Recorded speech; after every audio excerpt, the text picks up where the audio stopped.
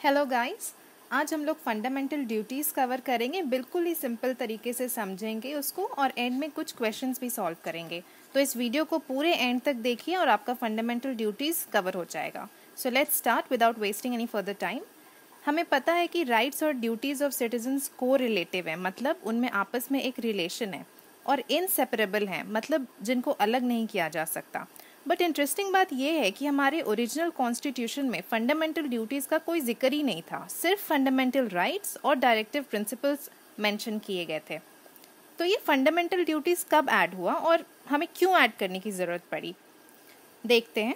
सो fundamental duties 1976 में add हुई और इसकी ज़रूरत हमें इंटरनल इमरजेंसी के दौरान हुई, जो कि 1975 से 1977 तक रही थी इमरजेंसी। इस दौरान फंडामेंटल ड्यूटीज ऐड हुए कॉन्स्टिट्यूशन में बाय द 42nd अमेंडमेंट।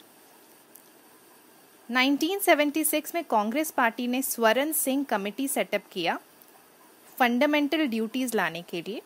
इस कमेटी ने ये रेकमेंड किया कि हम एक सेपरेट चैप्टर लेकर आए फंडामेंटल ड्यूटीज़ पर, और ये भी कहा कि सिटीजन्स को अपने राइट्स एंजॉय करने के साथ साथ अपने ड्यूटीज़ से भी वाकिफ़ होना चाहिए कि they also have certain duties to perform.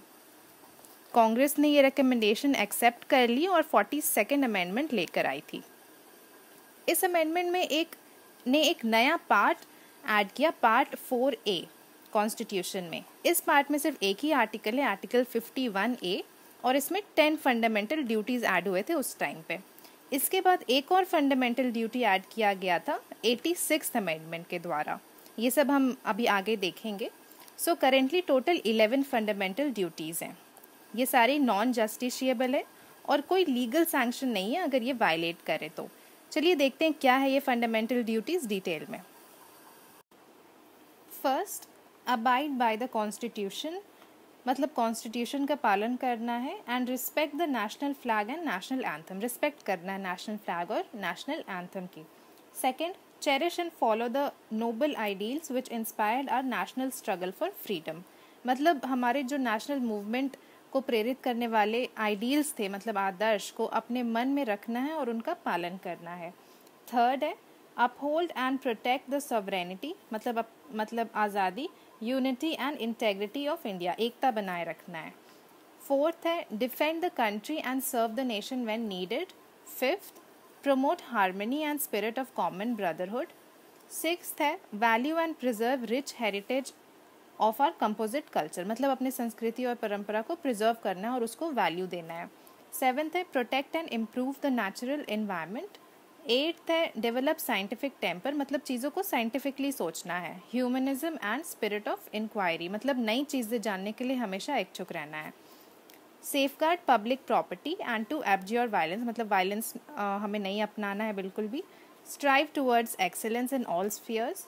Provide opportunities for education to children between age of 6 to 14 years।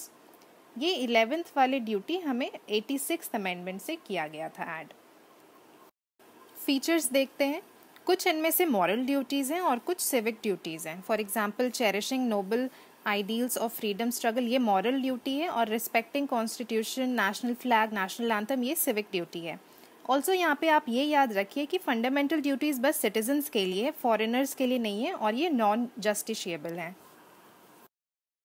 इनका सिग्निफिकेंस क्या है? तो फर्स्ट पॉइंट, ये एक रिमाइंडर के जैसे होते हैं कि सिटीजन्स राइट्स इंजॉय करने के साथ साथ ड्यूटीज़ भी पूरा करें। नेक्स्ट पॉइंट, एक वार्निंग है कि वो कोई भी एंटी सोशल या एंटी नेशनल काम जैसे बर्निंग ऑफ नेशनल फ्लैग नहीं कर सकते हैं। नेक्स्ट पॉइंट, ये एक तरह का इंस्पिरेशन देती है सिटीजन्स को और डिसिप्लिन और कमिटमेंट लाती है कि सिटीजन बस स्पेक्टेटर नहीं है, एक्टिव पार्टिसिपेंट है कंट्री में। ये कोर्ट्स को हेल्प करती हैं किसी भी लॉ की वैलिडेशन चेक करने में, और they are enforceable by law, मतलब पार्लियामेंट अगर चाहे तो पेनल्टी या पनिशमेंट लगा सकती है अगर ये फंडामेंटल ड्यूटीज़ फॉलो नहीं किए तो। नेक्स्ट है वर्मा कमेटी ऑब्जर्वेशंस। इस कमेटी ने आइडेंटिफाई किया कि कौन कौन से लीगल प्रोविजन है फंडामेंटल ड्यूटी को इम्प्लीमेंट करने के लिए। तो पहला है prevention of insults to national honour act 1971। ये प्रिवेंट करता है नेशनल फ्लैग या नेशनल एंथम के प्रति डिसरिस्पेक्ट शो करने को।